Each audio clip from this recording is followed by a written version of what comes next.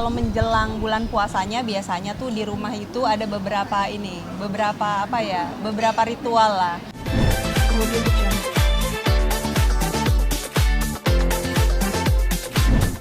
Badan kegiatan memasuki bulan Ramadan sendiri gimana sama anak-anak? Apa sih biasanya yang dilakukan Mbak Denisa sama anak-anak itu seperti apa? Ya pasti ngajarin mereka nih konsep puasa tuh apa, Ramadan tuh gimana. Tapi kalau menjelang bulan puasanya biasanya tuh di rumah itu ada beberapa ritual lah.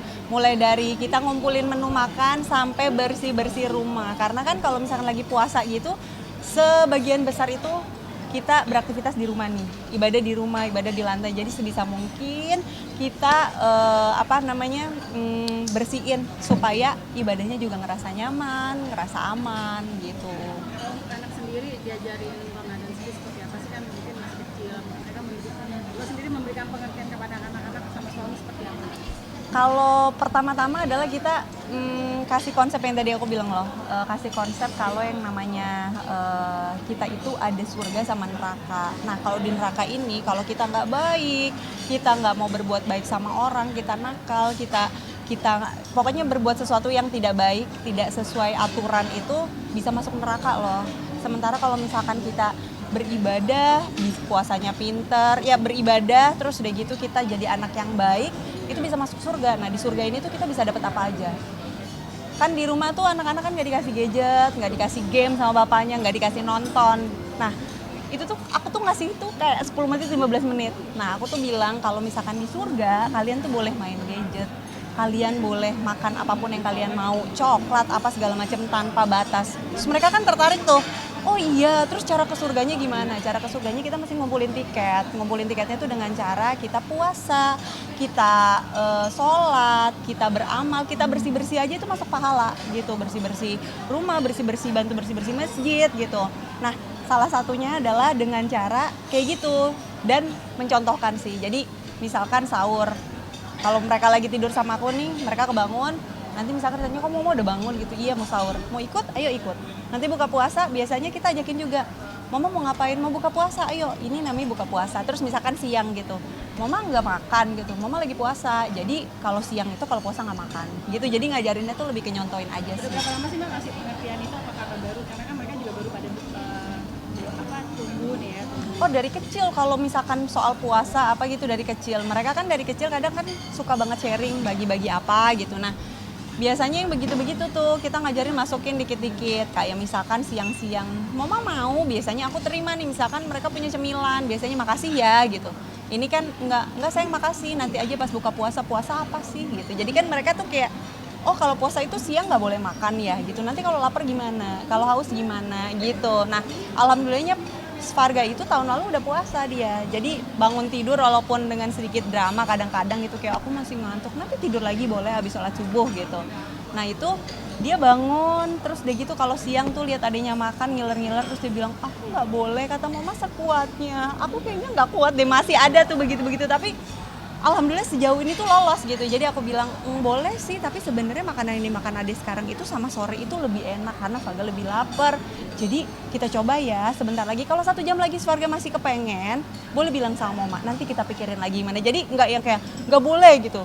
Kalau misalnya aku jelasinnya secara susah nanti takutnya dia ngerasa ini sesuatu yang menyiksa. Jadi aku juga ini aja lah, ringan aja, cara paling mudah aja, karena aku juga kan istilah kata ilmu agama juga bukan yang tinggi yang pakai hadis, pakai ayat gitu. Aku juga kan nggak gimana-gimana, jadi cara yang paling gampang aja lah, cara paling cetek gitu.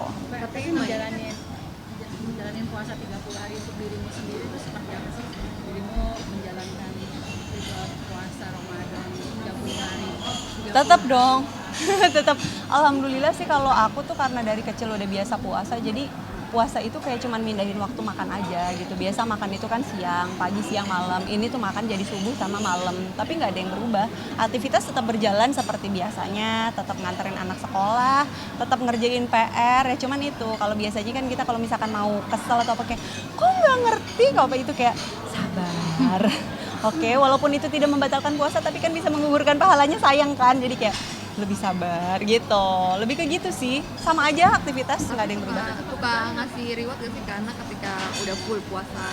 Biasanya tuh nanti kalau misalkan mereka tuh punya punya stiker. Jadi mereka ada 1 sampai 30 hari. Mereka bisa ngumpulin berapa stiker. Jadi kayak undian gitu loh. Kalau misalkan kayak kita misalnya lagi belanja piring cantik gitu. Ini dapat piring cantik, ini dapat apa? Nah, kalau stiker yang dikumpul sekian dapatnya ini. Kalau stikernya kok kumpulnya sekian dapatnya ini. Kalau misalkan bisa full, boleh pilih mainan yang misalkan mereka kepengen apa, entah itu Lego atau apa gitu. Aku lebih ke kayak gitu. Jadi mereka bisa dapetin sesuai dengan apa yang mereka lakuin gitu. Ini sendiri dan Apa gimana? Sejauh ini kan aku setelah pandemi ya, aku kan cukup penakut nih sama pandemi ini. Aku ngambil pekerjaan yang memang kira-kira aku sanggup gitu. Terlebih anak aku kan sekarang baru kelas 1 SD, jadi masih belajar sekolah. Nah, mungkin tahun ini juga kan dia masih belajar nih sekolah. Kemarin kan masih online, sekarang pergi ke sekolah tapi sambil puasa. Jadi mungkin kalau pengambil kegiatan, aku tuh biasanya yang enggak di sahur gitu. Kalau buka puasa mungkin masih oke lah ya gitu. Tapi kalau sahur itu sebisa mungkin aku tetap ada di rumah nemenin keluarga lah, nemenin suami gitu. tapi rutinitas dari sahur sampai ke pagi itu apa sih dirimu mendekatkan diri sama Allah seperti apa gitu? Sahur ya pasti kan diselipkan tidur ya. Kalau dari sahur sampai pagi. Sampai buka puasa. Oh, sampai buka puasa selama kegiatan. Ya sebenarnya kan pasti kita punya aktivitas dong, walaupun sebisa mungkin yang biasanya nih misalkan ngajinya bolong-bolong, mudah-mudahan minimal 1 ain deh atau 1 lembar deh minimal gitu loh. Kalau aku sih istilah kata cetek-cetekannya gitu. Kalau misalkan hari biasa kita kok kayaknya duniawi banget. Mudah-mudahan di bulan Ramadan ini tuh kita bisa nyelipin, kalau bagus kalau bisa full gitu. Tapi kalau misalkan masih ada aktivitas dan masih belum bisa gimana-gimana banget, minimal tuh ada sesuatu yang perubahan baik lah gitu. Nggak kayak biasanya gitu. Setiap tahun ada perubahannya apa sih yang lo rasain? Beda-beda ya. Maksudnya kalau tahun lalu itu challengingnya adalah ngajarin Vaga untuk tetap bisa puasa, tetap happy tanpa marah-marah, nyelipin dikit-dikit kayak ya udah kalau ini kita sambil baca buku Nabi atau sambil kita ngaji atau sambil hafalan gitu. Tahun ini mungkin akan menerapkan sedikit demi sedikit ke Parva, karena Parva kan walaupun mungkin dia puasanya nanti entah itu setengah hari gitu kan, entah itu dia hari ini mau ikut sahur besok enggak, tapi mungkin tahun ini adalah PR-nya adalah mulai untuk ngajarin Parva gitu. Gimana apa? Tradisi puasa adalah bikin kue bareng-bareng biasanya ya. Karena kan si kue itu biasanya bikin cookies itu dibikinnya setahun sekali si nastar itu. Nah kalau misalkan bikin nastar setiap hari kan kayaknya habis ya waktunya, mendingan beli aja ya gitu. Nah kalau misalkan lagi bulan puasa ini, momen yang paling dikangenin adalah momen bikin kue sama-sama gitu. Kalau bikin kue sama-sama, kalau kita bikin bolu kan berdiri masih oke ya. Tapi kalau misalkan bikin kuenya kue kering kan bisa cantengan ya kaki ya, betis ya gitu. Jadi biasanya gelar tuh di bawah gitu. Nah kalau gelar gitu di bawah kan kita harus mastiin si lantainya ini tuh tetap bersih, terus udah gitu keset. Nah alhamdulillah Wipol ini bikin keset lantainya, terus udah gitu bersih juga gitu, bisa sampai 3 hari. Terus udah gitu anti jamur juga nih, jadi jamur-jamur, soalnya anak-anakku kan anak-anak alergi ya, jadi itu tuh penting banget, jamur penyebab alergi gitu. Kadang kayak kok batuk-batuk, kok apa ya gitu, ini sakit ya, terkadang bukan cuma virus bakteri tapi bisa jadi itu alergi yang disebabkan oleh jamur. Nah alhamdulillahnya Wipol BioShield ini tuh ada semuanya, terus udah gitu halal lagi gitu. Jadi udah selesai nih bikin, dan udah ada anak 2 gini ya, yang satu pengen bentuknya apa, kadang bececer ke lantai segala macam lengket, alhamdulillahnya tuh keset gitu. Terakhir yang Mbak Punten mau apa ya, mungkin kalau sahur itu di keluarga aku biasanya kita makan yang berkuah. Jadi entah itu sop, mulai dari sop iga, soto betawi, pokoknya udah Adi tuh udah terima nasib, walaupun dia kadang aku juga kasihan karena kan aku tuh nggak bisa ya makan subuh kayak harus kerja keras seret gitu. Jadi aku suka nanya, kamu mau aku bikinin apa gitu, soalnya kalau untuk menu sehari-hari untuk sahur aku sama Svarga gitu tahun lalu itu kita makannya sop tiap hari. Bukan sop aja sih, ada sop iga, ada soto, ada apapun yang penting berkuah. Itu sih paling. Oke, terima kasih. Thank you.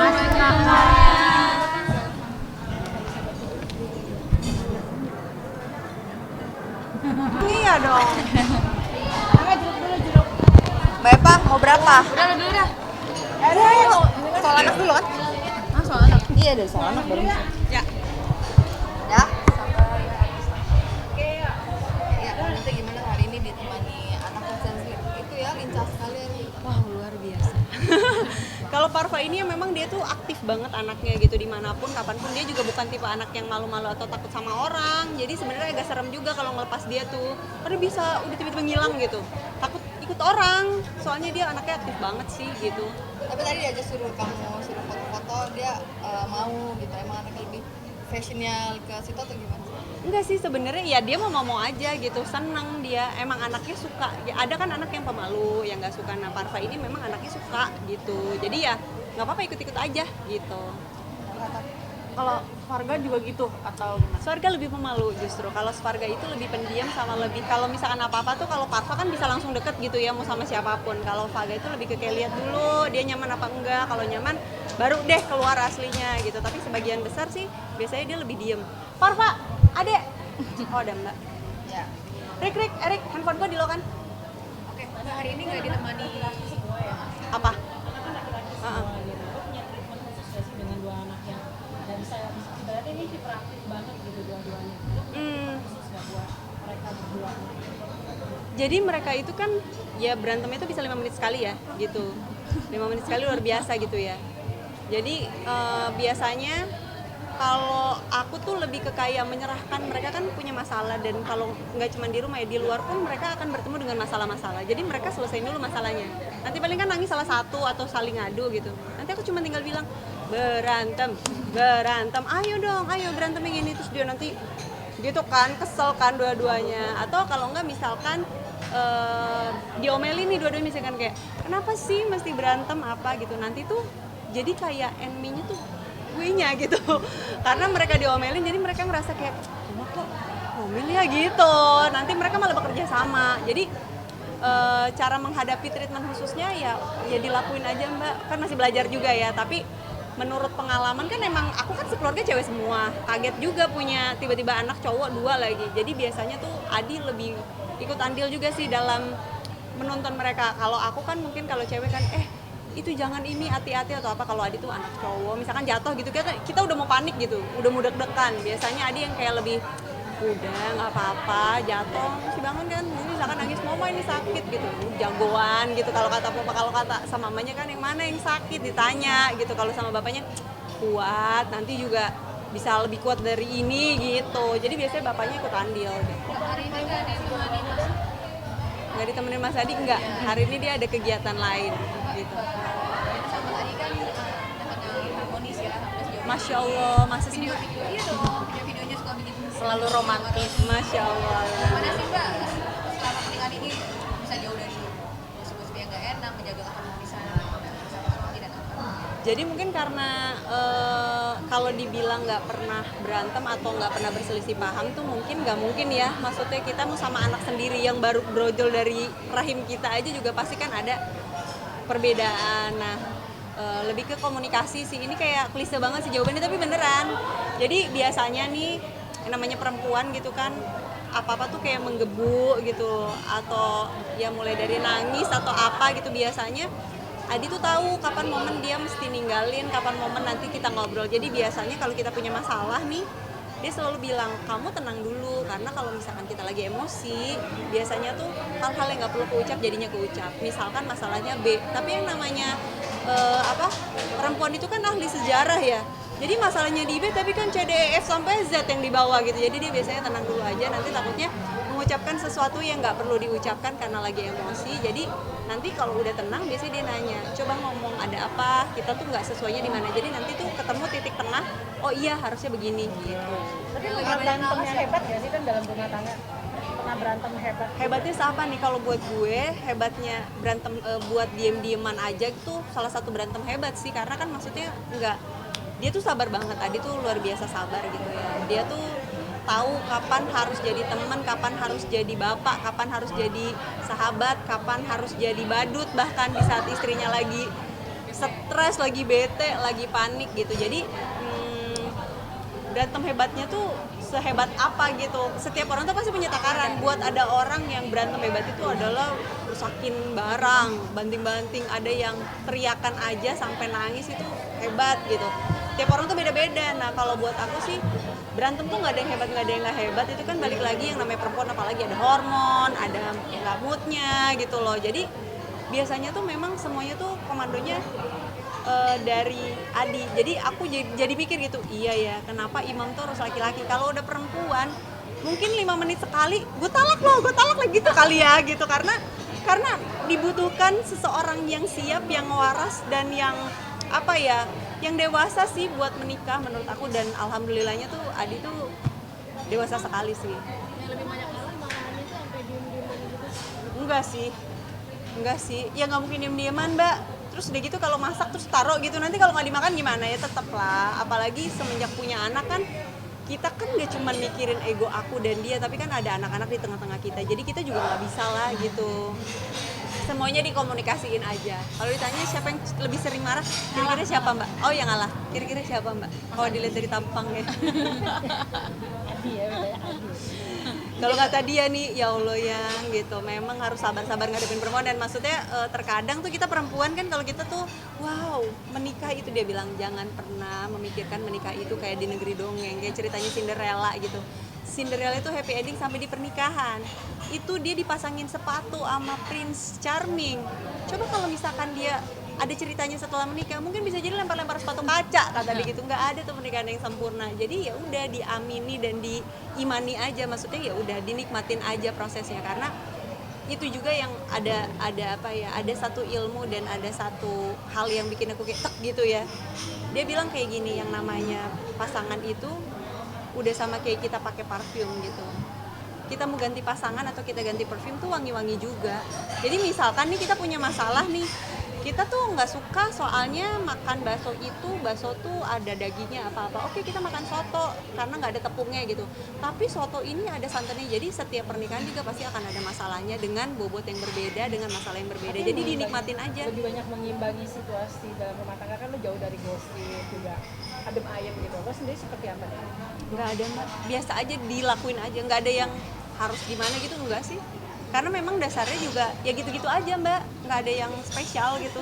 Maksudnya hidup ya, kalau versinya Adi kalau bisa gampang kenapa mesti dibikin ribet gitu, dia selalu bilang gitu. Ada perasaan kayak pernah merasa bosen atau menghilangkan rasa kejenuhan dalam rumah tangga tuh, lo punya tips tersendiri tuh seperti apa? Itu yang heran, mungkin karena punya anak 2 udah kehebohan sampai kita tuh mikir kayak gila, oh emang iya ya, udah mau 10 tahun ya bareng, maksudnya nikah juga udah mau 9 tahun, kayak kaget gitu, kayak kok nggak berasa ya. Mungkin karena cepet itu, karena terlalu banyak yang diurusin, jadi mungkin bukan bosan sama keadaan atau gitu, enggak, tapi terkadang kayak iya ya, kayaknya kita butuh refresh nih, apa sesuatu yang kayaknya nggak bikin kita bosan. Makanya dia tuh bilang kamu tuh jangan monoton begitu-begitu aja. Jadi misalkan mau pergi ke Menteng itu mesti lewat Sudirman, kan masih bisa lewat Senayan, lewat jalan kecil, lewat mana, supaya nanti perjalanannya tuh juga beragam supaya nggak bosan gitu, lebih ke kayak gitu.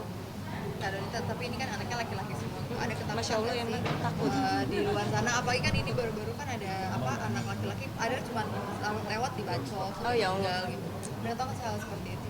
Itu deg-degan ya, bullying itu ya sebenarnya, mau itu bullying apapun. Jadi ini pelajaran yang aku ambil juga ya. Terkadang kita mengajarkan kita untuk baik sama orang itu perlu, tapi kita juga mesti kasih cara mereka buat defense, karena nggak semua orang itu pantas dan bisa untuk dibaikin gitu loh. Nah itu yang salah. Aku tuh begitu anak keluar gitu dari, kan kita pandemi nggak bersosialisasi nih. Begitu keluar itu anak tuh ada yang sampai kaget gitu, kayak oh begini ya di luar. Dia menemui orang yang ternyata misalkan gitu belajar sharing, dia di rumah diajarin sharing, tapi ternyata pas begitu ketemu sama anak lain nggak boleh gitu, terus dia kecewa. Nah